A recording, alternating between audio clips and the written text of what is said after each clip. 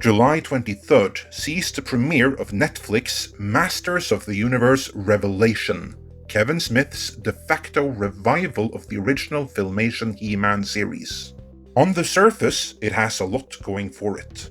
The animation and voice cast are stellar, as are most of the designs, and the initial information put out there was beyond promising.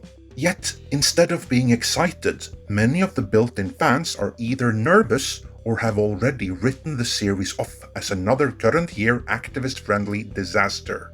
How could something that started out so promising end up with such negative buzz in the days and weeks leading up to its premiere?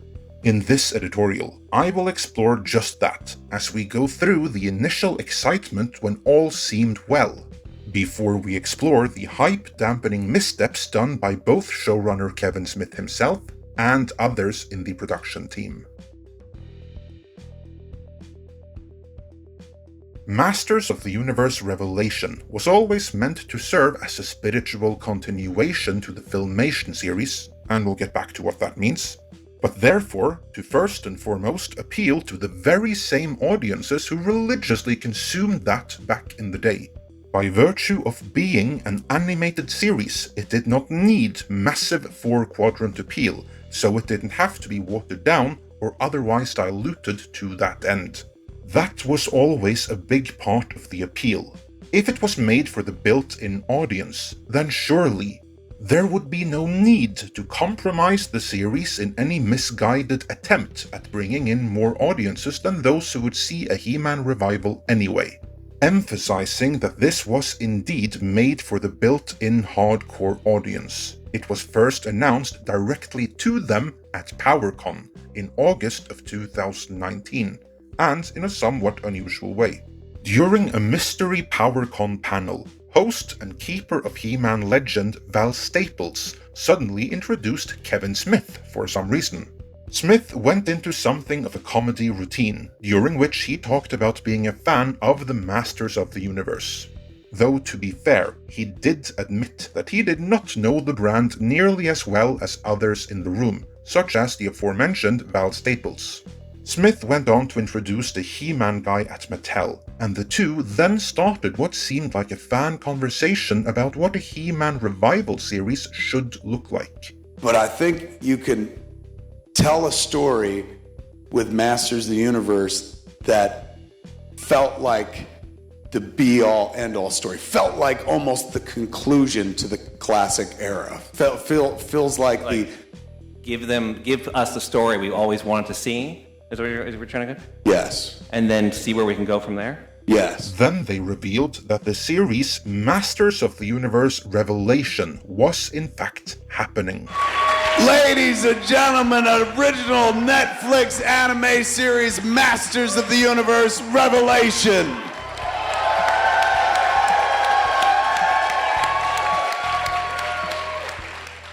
Then, more of the involved production team were brought in, and there was much hype and enthusiasm all around. Alright, let's do this. Jason Mewes, ladies and gentlemen.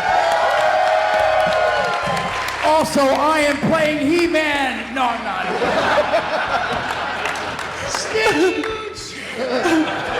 Something else revealed that day, back in August of 2019, was the official plot synopsis. A radical return to Eternia, ladies and gentlemen. Revelation is a direct sequel series to the classic era of Masters of the Universe. Okay, hold it right there. Direct sequel series to the classic era of Masters of the Universe? Note how he did not say Filmation or the original animated series. Very sneaky. Kevin Smith further elaborated on this in a tweet from July 7th of this year, in which he said, "The show's producer is Mattel, so everything we do in Revelation is more toy-based. The old show is owned by another studio, which is why I've always said our Master series is a spiritual sequel to the old show. Legally, we can't be an actual sequel to Filmation. I'm not going to hold that against the series.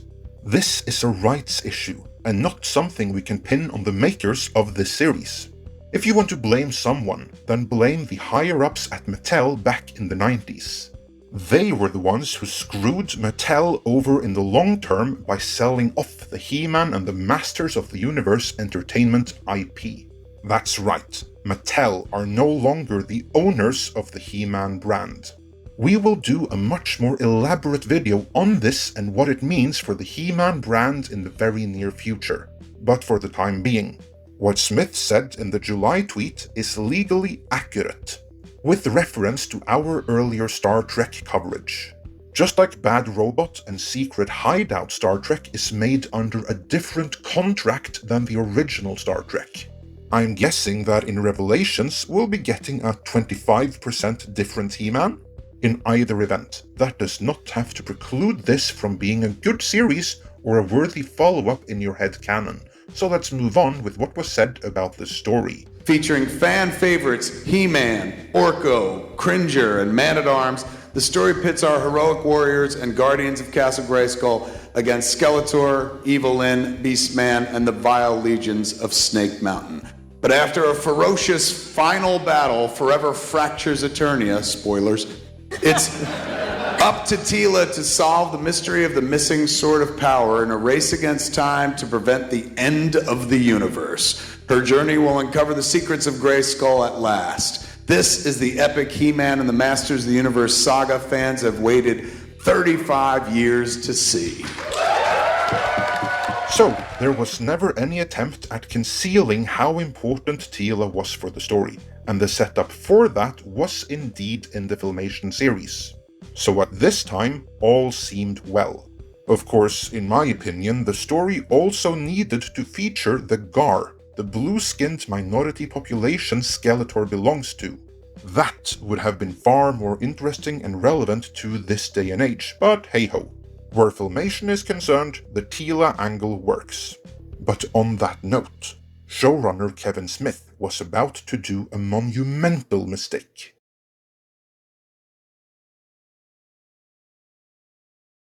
They had already been upfront about Teela's expanded role, but the good people at Clownfish TV learned from their connections that this change might be even more fundamental than anyone had imagined. They put out a tweet about this. Not a video or anything, just a tweet. That tweet, of course, raised eyebrows among their followers and those of their followers that overlapped with the hardcore He-Man audience. But it was just a tweet that didn't get any more traction than that. Keep in mind, Clownfish has more than 200,000 subscribers today, but at the time they only had a fraction of that. In other words, their tweet was not a huge story. It only became a huge story when Kevin Smith decided to validate it with a response. In that response, he rubbished both Clownfish TV and the claims in their tweet. But in so doing, he also disseminated it to all of his Twitter followers, which include the entirety of Hollywood and the entertainment media complex. Instead of squashing the rumors, which was no doubt his intention, he spread them far and wide, alongside a corporate denial that many took as an unintended confirmation. It wasn't Clownfish TV's initial tweet, but Kevin Smith's reply to it that first shook the built-in audience's confidence in Masters of the Universe Revelation. Now, as the premiere draws near, it is looking more and more likely that Clownfish were, on the whole, correct in their initial tweet. Which is why Kevin Smith had to make an embarrassing retreat, quibbling his earlier denial. All of that could have been avoided if he simply had refrained from responding to that initial tweet. Hollywood types need to take heed. Stay off social media and think before you tweet, because you engage at your own peril. Kevin Smith's initial response triggered another discussion as well. You see, Kevin Smith is someone who seemingly wants to come across as a fanboy at heart. Only a fan who suddenly made it and got to live the Hollywood dream. Keeping up that appearance, he approaches everything with the enthusiasm of a fan, getting super hyped and emotional, without that always coming across as genuine. That enthusiasm, whether it be real or staged, is nonetheless part of his brand. The problem with that, though, is that while one can get away with it once or twice, One will quickly come across as a disingenuous used car salesman if that particular shtick is repeated too often. With Kevin Smith, there have been too many past instances of him being overtly emotional over things which, in retrospect, there turned out to be very little reason to be excited about. So a bit like an inverse boy who cried wolf, many will become a little bit more skeptical each time that card is pulled, and this time just might have been one too many. Kevin Smith might never have said in so many words that he is the biggest He-Man fan there ever was. But due to his history of excess enthusiasm, many are left with the impression that he did. That then makes for a bad look when past comments which reveal he was never that big a fan re-emerge. I have no love for He-Man. I know, but I have no love for He-Man either. Let alone past tweets which indicate he was never a fan full stop. Here is the thing though, no one demanded he be a fan in the first place. Just look at Nicholas Meyer. He has always been quite clear that he wasn't, and still isn't, a fan of Star Trek. He was, however, a great storyteller, and in so being he did his research, came to understand the property, and therefore how best to push things forward. Today, his Star Trek movies are revered as the best of Star Trek, period. By contrast, the perception that Smith sold himself as a fan when there is evidence to the contrary is a damaging one. What is so sad about that is that it's just a perception. It's not real, in that it has no bearing on the story one way or the other. What does have a bearing on the story though are mistakes done by the production crew.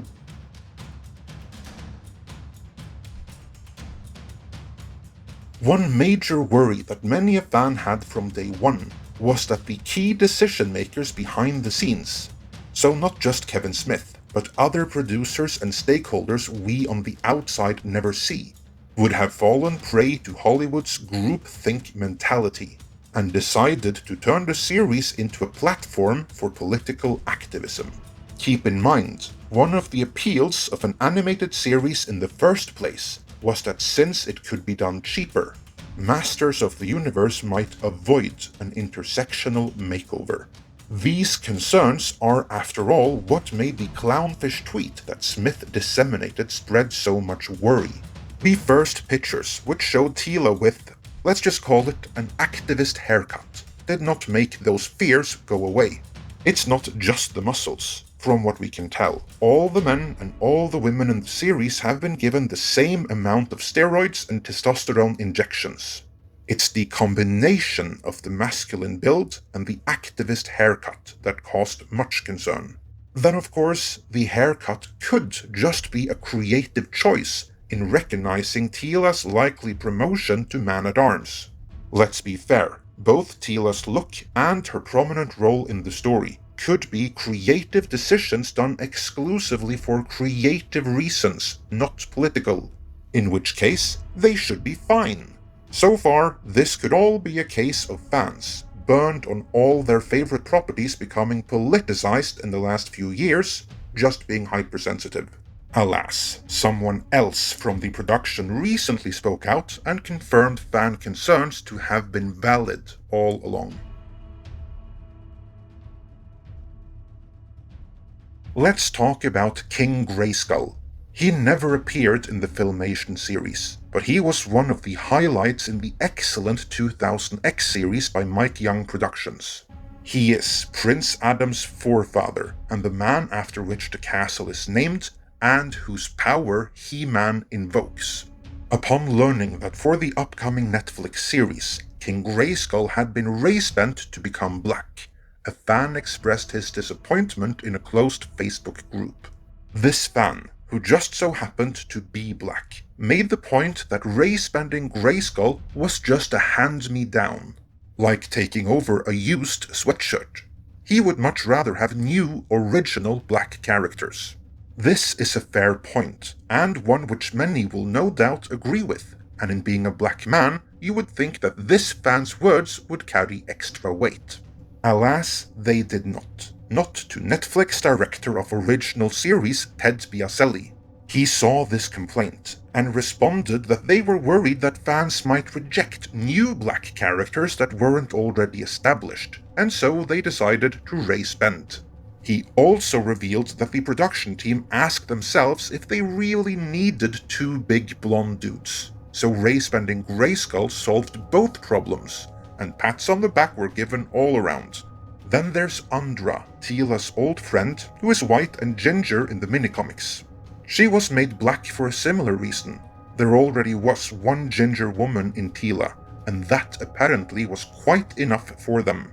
Now, to be fair, neither King Grayskull nor Andra ever appeared in the Filmation cartoon, so they are not contradicting anything in the continuity they are spiritually making a successor to by making either character black. They are, however, changing fan-favorite characters for exclusively political purposes, all while ignoring other prominent black characters they have at their disposal, such as Sodak, a fan-favorite whose role was beefed up significantly for the 2000X series. Biaselli's concern that fans would reject new characters because they're black are quite frankly ridiculous, and say more about him and how he would appear to view the fans than anything else. There is, however, a very real risk that quite a few of the built-in fans this was supposed to be made for now will reject the series in its entirety, not because some of the characters have been made black, but because the initial worries that Masters of the Universe Revelation would be used as a political platform now have been validated. Not to put too fine a point on it, the perception is that He-Man went woke. For an animated series that was made explicitly to appeal to the very same people who consumed everything He-Man when it first came out. That isn't merely an unfortunate perception, it represents a very bad decision, one which could end the series before it got a chance to begin.